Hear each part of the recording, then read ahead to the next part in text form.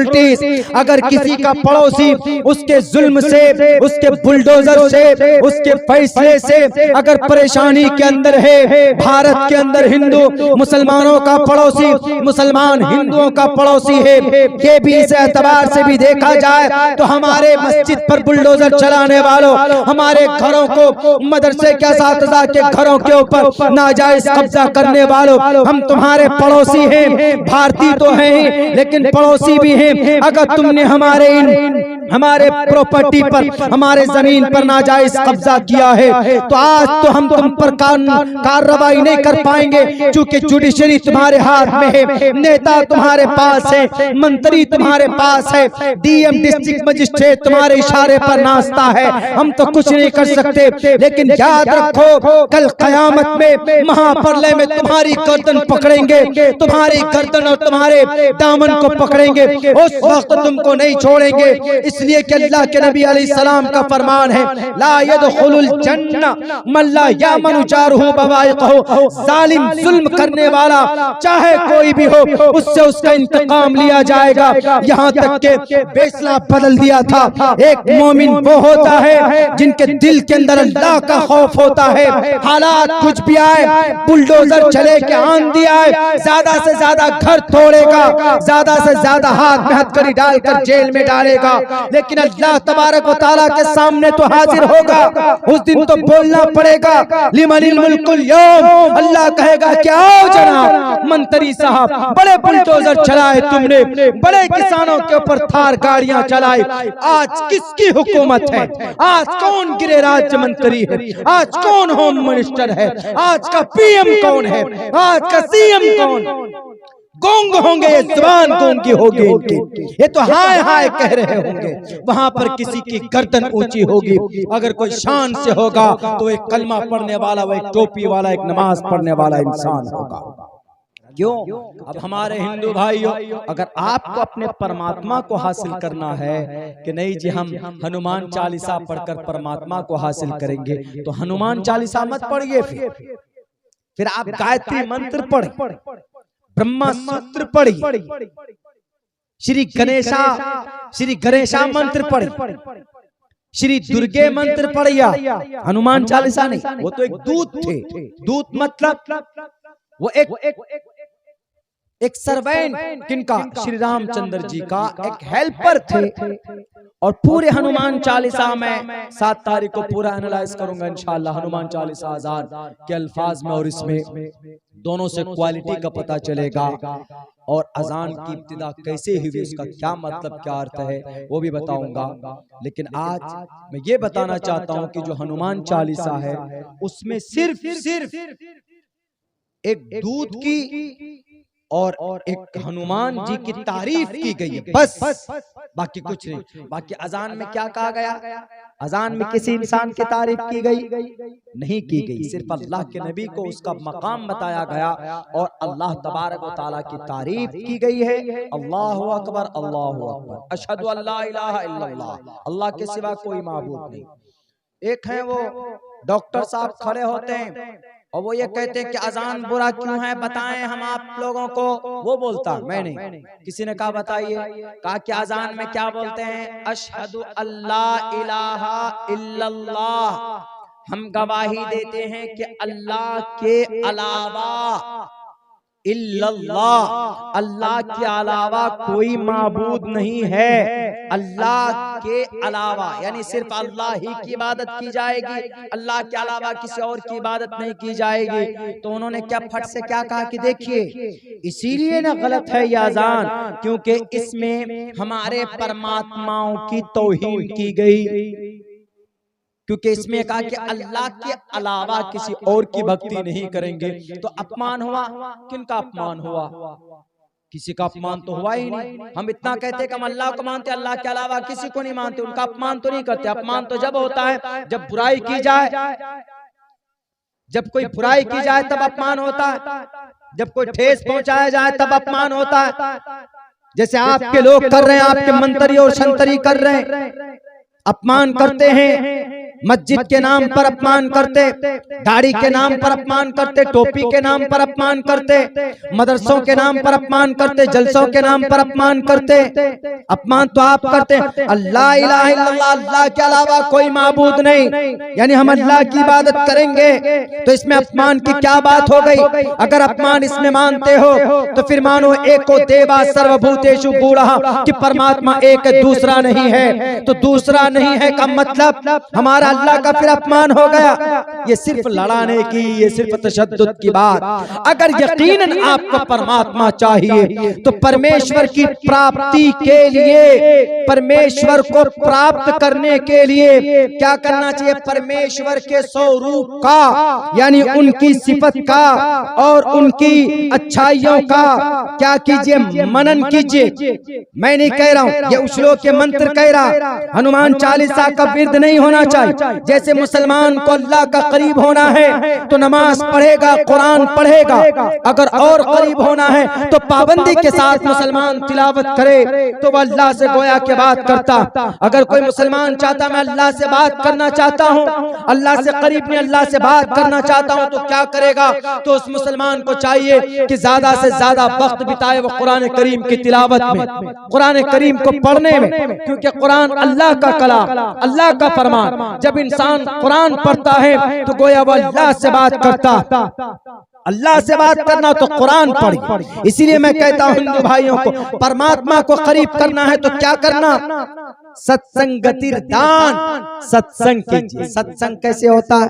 ये सत्संग, सत्संग, सत मतलब सच्चाई की यूनिटी, तो ये सच्चाई की यूनिटी। सत्संग कीजिए और क्या कीजिए? के हेतु वो ब्रह्मगतिस्तान चतिष्ठा, ब्रह्मगतिस्तान चतिष्ठा के हेतु ए लोगों, अगर परमेश्वर को करीब चाहते हो, परमेश्वर के करीब होना चाहते हो तो सत्संग करो, यानी उनकी अच्छाई का तज़किरा करो, उनके अंदर जो अच्छाई है वो लोगों के सामने रखो।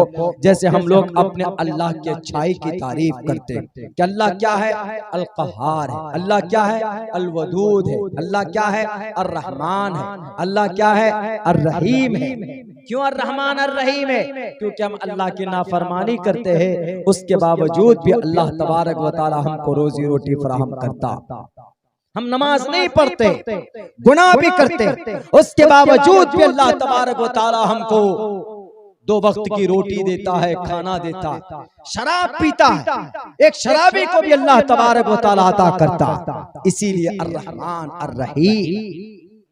लेकिन और करीब होना है, मरने के बाद डायरेक्ट जन्नत में जाना है तो उसकी भक्ति कीजिए, उसकी फरमाबरदारी कीजिए। सत्संगतिर तान विचारतोषः धर्मस्सा, कि धर्म की अच्छाई का मनन कीजिए, मनन, जिक्र कीजिए, तज़किरा कीजिए।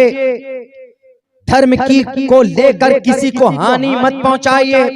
किसी मुसलमान के लिए परमिशन नहीं है कि वो नारे तकबीर अल्लाहु अकबर बोलकर, मैं आपके इलाके में, ये उड़ीसा में और एक उधर आसाम में, ये दोनों जगहों पे ज्यादा रिवाज है कि हम लोग जलसे में जाते तो एकदम पूरे 200, 250, 300 बाइक आपके बीच मिदनापुर में कहीं कहीं पर नौजवान लोग करते। अच्छी बात, इज्जत से लाइए, सम्मान से लाइए। एक मेहमान मुकर्रिर है, एक तो मेहमान है, ऊपर से कोई आलिम दीन है, तो अल्लाह का कुरान है, इल्म है उनके अंदर, वारिसीन अंबिया है, उनके सम्मान के हिसाब से, उनकी इज्जत के हिसाब से लाते हैं। बहुत अच्छी बात, शौक है। लेकिन अगर कहीं किसी एरिया में लेकर जाते हैं, हिंदू भाई रहते हैं, वहाँ जो नारे तकबीर बोलते हैं, उन नारे तकबीर से उनको तकलीफ होती, क्योंकि उस नारे तकबीर का एक ही मतलब वो समझते हैं, क्या? जिहाद। नारे तकबीर का मतलब जिहाद समझते हैं। नारे तकबीर अगर आप कहीं लगाते हो वो ये समझते हैं ये लड़ने वाले आ गए। नारे तकबीर का मतलब वो ये समझते हैं कि मारो, काटो, पीटो। तो या तो उनको आप बताएं कि नारे तकबीर का क्या मतलब? जैसे आप लोग जय श्री राम बोलते, हम लोग नारे तकबीर बोलते हैं। नारे का मतलब बुलंद करना, तकबीर मतलब तकबीर को बुलंद करो। नारे तकबीर अल्लाहु अकबर, इसका ये मतलब ना इसमें मार है, न काट है, न पीटो है, न भगाओ है, न लड़ाओ है, कुछ भी नहीं। नारे तकबीर अल्लाहु अकबर, बस अल्लाह सबसे बड़ा। जैसे हमारे हिंदू भाई बोलते हैं रामनवमी के मौके पर बोले जय श्री राम और भारत माता की जय, भारत की जय बोलिए, कोई दिक्कत नहीं। लेकिन भारत माता की जय बोलते वो लोग माता समझते, हम लोग माता से भी बढ़कर समझते। भारत की जय का नारा भी किसी मुस्लिम फ्रीडम फाइटर ने लगाया था। भारत की जय का बीच में माता कहां से घुस आए जी? माता से ज्यादा इज्जत करो ने इस देश की। माँ की इस पृथ्वी पर मस्जिद है, कहीं पर चर्च है, कहीं पर तीर्थ स्थल है, कहीं पर कोई रिलीजियस प्लेसेस है, उनका इज्जत उनका सम्मान करो। सिर्फ नारा लगाने से नहीं होगा। नारा लगाओ, चीखो चिल्लाओ, दूसरों को तकलीफ दो। हमारे इस्लाम के अंदर अल्लाह के नबी ने कहा कि अगर कोई मुसलमान किसी दूसरे को तकलीफ देता है तो मुसलमान ही नहीं, अल मुस्लिम मन सलिमल मुस्लिमून मिन लिसानिही व यदिही। अगर कोई मुसलमान सच्चा वो है जिसके मुंह से, उसकी जुबान से, उसके हाथों से, उसके पैरों से किसी को तकलीफ न पहुंचे। अगर किसी को तकलीफ पहुंचती है तो अल्लाह के नबी फरमाते हैं कि वो मुसलमान नहीं हो सकता। मुसलमान की ये शान ही नहीं, अल्लाह के नबी के ऊपर जुल्म के पहाड़ तोड़े गए लेकिन आपने किसी को नुकसान नहीं पहुंचाया। आपके नबी, आपके चचा के जिस्म का मुसला किया गया, आप फिर भी सब्र करते रहे। आपने उनसे इंतकाम की बात नहीं की, बल्कि जो इंतकाम की आवाज लगाने वाले थे आपने उनको भी कहा कि तुम खामोश हो जाओ, मैं इंतकाम लेने के लिए नहीं आया हूँ। इतने पाक और इतने अच्छे मजहब के, इतने अच्छे मजहब के मैसेंजर को, उनके नबी को बदनाम करते हो, उनके पैगाम तुम्हारे तक नहीं पहुंचे। तो मैं बताना चाहता हूँ मुसलमानों, आप लोग भी अपने अमाल से, अपने अफ़आल से ये साबित करें इस वक्त देश में अमन और शांति एक ही तरीके से बहाल हो सकती है। वो कैसे? अपने अखलाक करीमाना को आगे बढ़ाइए, अपने हमदर्दी को, अपने हुस्न अखलाक को, अच्छे अखलाक को आगे बढ़ाइए। कोई आपके पड़ोस के अंदर कोई हिंदू है तो आपको बीमार पड़ता, आप उनकी मदद कीजिए। जैसे अल्लाह को हासिल करना चाहता, आप मुसलमान हैं, आप मेरे पास आए, आपने आकर कहा कि मौलाना मैं अल्लाह को हासिल करना चाहता हूं, तो क्या करना चाहिए? कैरम बोर्ड खेलना चाहिए, क्रिकेट खेलना चाहिए? नहीं, आपको अल्लाह अगर हासिल करना है तो अल्लाह के जो अहकामात आप पर हैं, क्या क्या अहकामात है? आप बालिग हुए, बालिग होने के बाद एक अल्लाह पर आपका ईमान। दूसरे नंबर पर क्या है कि आप पाबंदी से नमाज पढ़ें। नमाज एक ऐसा अमल है मेरे नौजवानों, मेरे मुस्लिम भाइयों, कि जिसमें इंसान अपने अल्लाह से सबसे ज्यादा करीब होता है, नमाज। इसीलिए इस्लाम में जो 4 बुनियाद इस्लाम वाला खमसिन शहादा, जो 5 जो पिलर है, ईमान, नमाज, रोजा, हज, ज़कात, तो उनमें दूसरे नंबर पर नमाज। पहले ईमान है, ईमान है तो नमाज कबूल होगी, ईमान ही नहीं, नमाज लाख सजदा कर लीजिए कबूल नहीं। सबसे पहले मरने के बाद नमाजी का सवाल हो, नमाज है। नमाज में सबसे ज्यादा अल्लाह के करीब कैसे होता है इंसान? क्योंकि जब नियत बांधता अल्लाहु अकबर, हाथ उठाने का मकसद क्या है, मसलहत क्या है? हाथ क्यों उठाते? अल्लाहु अकबर। उठाने का मकसद मुफस्सिरीन ने, मुहद्दिसीन ने ये लिखा है, जो एक्सपर्ट हैं इस्लाम के, कि दुनिया की तमाम चीजों को छोड़ कर अल्लाह ताक सब चीज कुर्बान त्याग दिया, अल्लाहु अकबर। अब अल्लाह ही बड़ा, अल्लाह के बस हाथ बांध देते, सब चीज को छोड़ सूरह फातिहा पढ़ते। इसमें देखिए अल्लाह की तारीफ है, अल्लाह अकबर बोलकर कहां जाते? अल्लाह अकबर बोलकर रुकू में जाते। रुकू में क्या पढ़ते? सुभान रब्बियल अज़ीम, सुभान रब्बियल अज़ीम पढ़ते हैं, अल्लाह की तारीफ करते हैं। उससे भी नहीं, फिर खड़े होते, उसके बाद फिर हम लोग सजदे में जाते। सजदा यानी अपने वजूद को अल्लाह के ऑर्डर और अल्लाह के सामने मिटा देते, झुका देते। अल्लाह के नबी का फरमान है कि इंसान अल्लाह के करीब सबसे ज्यादा कब होता है? 24 घंटे में। कब? जब कोई मुसलमान सजदा करता है तो वो मुसलमान, वो इंसान अल्लाह तबारक व तआला का सबसे ज्यादा उस वक्त में करीब होता है, सबसे ज्यादा। क्यों?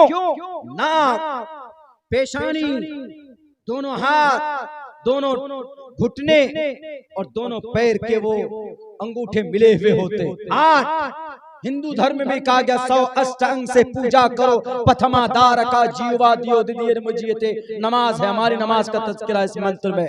उधर नहीं जाऊंगा, मैं सिर्फ इतना कहूंगा कि ये 8 अंग और 8 आज़ा के जरिए लेट कर, झुक कर, तब अल्लाह की बड़ाई बयान करता, सुभान रब्बियल आला। या अल्लाह मैं कुछ नहीं हूं लेकिन आप आला, तेरी पाक जात बरतर है बाला, सुभाना रब्बियल आला, हमारा रब आला। तब अल्लाह तबारक व तआला कहता है ये देखो ए फरिश्तों आओ, देखो ये बंदा करोड़पति है, करोड़ों का टर्नओवर है इसके पास, लेकिन देखो दिन में 24 घंटा, 24 घंटे में 5 मर्तबा और कम से कम 80 से कहीं ज्यादा सजदे गिन लीजिएगा आप सारे नवाफिल सुन्नत को मिलाकर। ये देखो 5 मर्तबा आकर मेरे सामने अपनी पेशानी को झुकाता। फिर वो बंदा का दुआ मांगे कि अल्लाह हमारी हिफाजत फरमा, अल्लाह उसकी हिफाजत फरमाएगा। ए अल्लाह तो हमें अपनी कुर्बत नसीब फरमा। मन कान लिल्लाहि कान अल्लाहु लहु, जो अल्लाह का होता है अल्लाह उसका हो जाता है। आप ये कहेंगे कि जिसका अल्लाह हो गया वो तो फॉर्च्यूनर गाड़ी में घूमेगा नहीं। फॉर्च्यूनर गाड़ी में नेता लोग घूमते हैं जो करप्ट होते हैं, जो घोटाला करते हैं। फिर अल्लाह भी उसको फॉर्च्यूनर दे देगा, कहेगा कि भाई ये कहीं अल्लाह से घोटाला करके तो नहीं ले लिया। नहीं, जो अल्लाह के नेक बंदे होते हैं ना वो तंगदस्ती की हालत में होते हैं, फक्र फाका, इतिहास गवाह, बहुत ज्यादा खुशहाली नहीं होगी उनकी जिंदगी में, बहुत कम ऐसा होता है। क्यों? अल्लाह तबारक व तआला उनको निखारना चाहते हैं, उनके ईमान को मजबूत करना चाहते हैं। तो अल्लाह से दुआ मांगता है अल्लाह हमें अपनी कुर्बत अता फरमा। जब आदमी सजदा करेगा दिन में 5 मर्तबा तो अल्लाह तबारक व तआला जरूर करीब होगा, तवज्जो करेगा।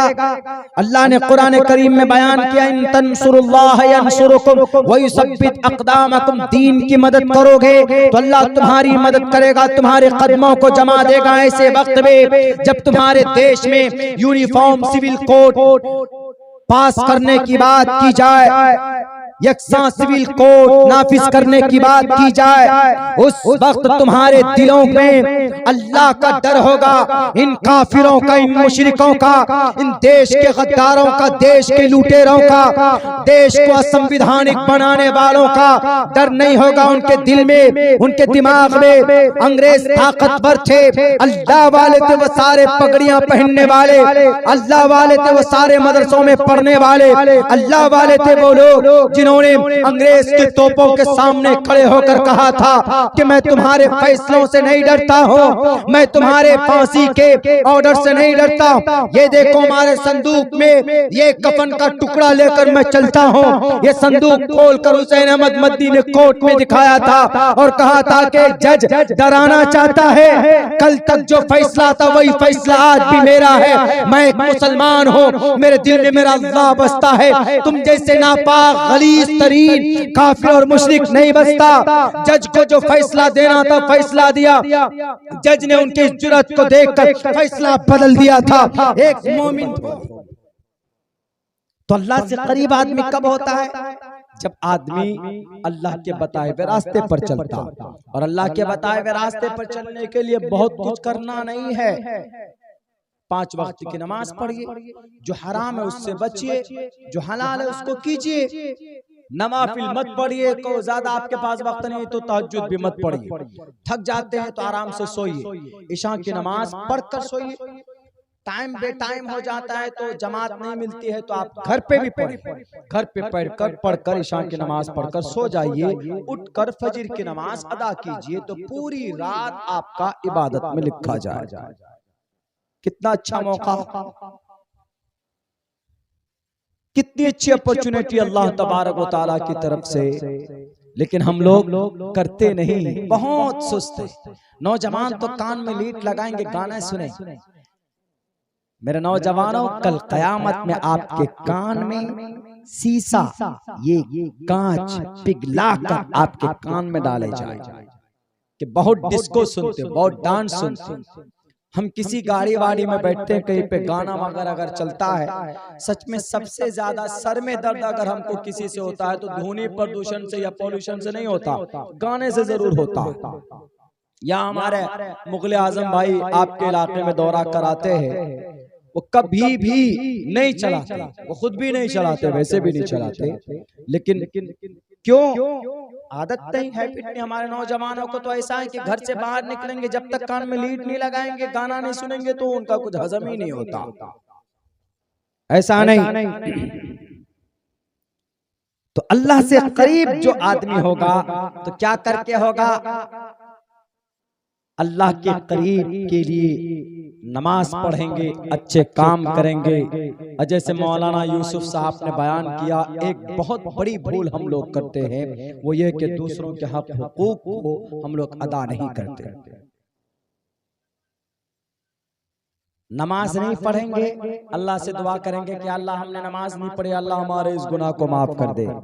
या अल्लाह हमने सनीमा बहुत देखा, हमारे नौजवान दुआ करेंगे, अल्लाह जवानी में था, नशे में था, जवानी नहीं नौजवानी में था, नौजवानी से जवानी में आए, बहकावे में आ गए थे, अल्लाह जवानी खत्म हो गई, माफ कर दे, बड़ा गुनाह हुआ, आंख से आंसू बहाएंगे। अल्लाह तबारक व तआला 70 माँ, एक माँ अपने बच्चे से कितनी मोहब्बत करती है, तो अल्लाह के नबी अलैहि सलाम ने कहा कि अल्लाह अपने बंदे से एक माँ नहीं 70 माओं की ममता एक तरफ, अल्लाह का अपने बंदा की तरफ ममता एक तरफ।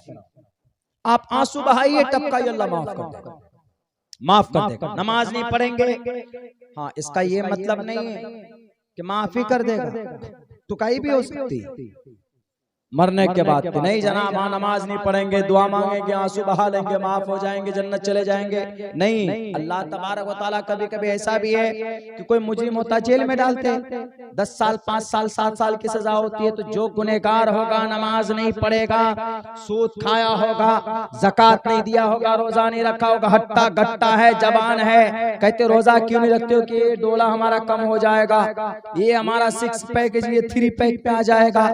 अगर इस वजह से रोजा नहीं रखा है, इस वजह से नमाज नहीं पढ़ा है, तो अल्लाह तबारक व तआला फिर कल क़यामत में भले आंसू बहा लो, अगर अल्लाह ने डिसाइड कर लिया, वो अल्लाह का फजल है, हमें उम्मीद है कि अल्लाह माफ करेगा, उनकी अगर इबादत नहीं करेंगे तो माफ करेगा, लेकिन अल्लाह हमें इन गुनाहों से पाक पवित्र करने के लिए आग में डालेगा भी। जो तुम्हारा जंग लग गया है, जाओ पाक साफ करने के लिए आग में डालेगा, तब निकाल कर जन्नत में भेजेगा। वो अल्लाह का फजल है, माफ करे या ना करे, लेकिन उम्मीद है कि अल्लाह तबारक व तआला जरूर माफ करेगा। यहाँ तो उम्मीद है कि अल्लाह जरूर माफ करेगा, लेकिन अगर आपने किसी का मोबाइल जबरदस्ती रख लिया, पैसे लिए, सर मुझे 50,000 रुपए चाहिए, जरूरी है, ले लिया, ले लेने के बाद पैसे वापस नहीं कर रहे आप उनके, 50,000 रुपए मार लिया आपने, कोर्ट कचहरी का चक्कर लगा तो आप थे तुर्रम खां, आपने 10,000 रुपए दे दिया, आपने जज को मैनेज कर लिया, वकील अच्छी पैरवी के आप जीत गए, आपके पास कोई प्रूफ ही नहीं था, आप केस जीत गए, तो आप क्या सोचेंगे? हो मैं तो बहुत बड़ा अक्लमंद हूँ, क्यों? केस जीत गया। दुनिया में केस जीते हो, अल्लाह की अदालत अभी मौजूद है, अल्लाह की अदालत में कौन सा ट्रांजैक्शन दिखाओ, अल्लाह की अदालत में कौन सा प्रूफ जमा करोगे, तो अल्लाह की अदालत में अल्लाह तबारक व तआला कहेगा बुलाओ उसको। दुनिया के अंदर रिश्वत देकर तुम केस जीत चुके हो, लेकिन मेरे सामने मुझे भी रिश्वत दोगे? आज तो किसी की नहीं चलने वाली, लतुअद्दन्नल हुकूक इला अहलिहा, हर एक को उसका हक दिया जाएगा, कल क़यामत में खड़े कर दिए जाएंगे, सब के सब अल्लाह अपना हक माफ कर देगा। ए मौलाना अब्दुल्ला, नमाज नहीं पढ़े थे आप, अल्लाह माफ कर दीजिए, जाइए। लेकिन रुकिए, आपका पड़ोसी ने आपके लिए शिकायत किया है क्या? आपने उनको कभी गाली दी थी क्या? हाँ या अल्लाह हमने गाली दी थी उनको, तो रुकिए भी, गाली दी थी आपने, आपने उनके हक तलफी की, पड़ोसी होने का हक अदा नहीं किया आपने उनकी जमीन कुछ बाउंड्री कर दी थी उनकी जमीन में, थोड़ी सी जमीन में। हाँ या अल्लाह की थी हमने जमीन पे, थोड़ी सी जमीन पे बाउंड्री कर दी थी, केस जीत भी गए थे हम दुनियावी एतबार से। कहा कोई बात नहीं, वो दुनिया का नहीं माना जाता, यहाँ आ जाओ। अल्लाह अपना हक माफ कर दिया, नमाज नहीं पढ़ा माफ कर दिया, लेकिन दूसरों के जायदाद पर, पैसों पर, जमीन पर नाजायज कब्जा करने की वजह से क्या सजा दी जा रही है? रुक जाओ, मौलाना हो अच्छी बात है, लेकिन जो जानते थे अमल नहीं किया, मैं माफ नहीं करूंगा। किनकी जमीन? फना मियां की। बुलाए जाएंगे उसको, क्या आपकी जमीन पर कब्जा किया था? हाँ या अल्लाह हमारी जमीन के ऊपर इन्होंने कब्जा किया था। तो अल्लाह तबारक व तआला कहेगा खड़े हो जाओ, इसकी नेकी उठाओ। मौलाना साहब की एक मिसाल दे रहा हूँ समझाने के लिए, चाहे आलिम हो कि मुत्तकी हो कि हाजी हो कि काजी हो कि पाजी साहब, कोई भी हो, माफ नहीं किया जाएगा। अल्लाह अपना हक माफ कर देगा, लेकिन बंदे का अगर कोई हक होगा तो खड़ा कर दिया जाएगा। रुक जाओ, मैं माफ नहीं करूंगा, उससे मामला निपटो, उसी से पूछो माफ कर रहा है कि नहीं कर रहा। वहाँ कोई किसी को माफ करेगा? वहाँ तो एक एक नेकी के लिए तरसेगा। बाप बेटे को देखकर भाग जाएंगे, माँ को देखकर बेटा भाग जाएगा, शौहर बीवी, बीवी शौहर को देखकर मुंह फेरेंगे, भाई एक दूसरे के खिलाफ छुपेंगे कि कहीं नेकी ना मांग ले वहां पर। तो वहां पर अगर किसी को नेकी मिल रही हो जमीन के बदले में, वो तो कहेगा आज आया ऊंट पहाड़ के नीचे, वो कहेगा कि या अल्लाह मुझे नेकी चाहिए, मुझे नेकी की जरूरत है। उस बंदे की नेकी उठाकर इसको दी जाएगी, इसका गुनाह इससे उठाकर उसको ट्रांसफर किया जाएगा। अल्लाह कहेगा मैं कुछ नहीं कर सकता, क्यों? मेरा हक नहीं है, मेरा हक जो तुमने अदा नहीं किया मैंने तो माफ कर दिया। बंदे का हक बंदा माफ कर दे तो चल सकता है, वरना मैं माफ नहीं कर सकता। क्यों? इसलिए कि उसका हक है। इसीलिए कहा गया कि ला यदखुलुल जन्नत मन ला यअमनु जारुहु बवाइक़हु। अल्लाह के नबी अलैहिस्सलाम का फरमान है साफ लफ्जों में, a person who will not enter the paradise whose neighbour is no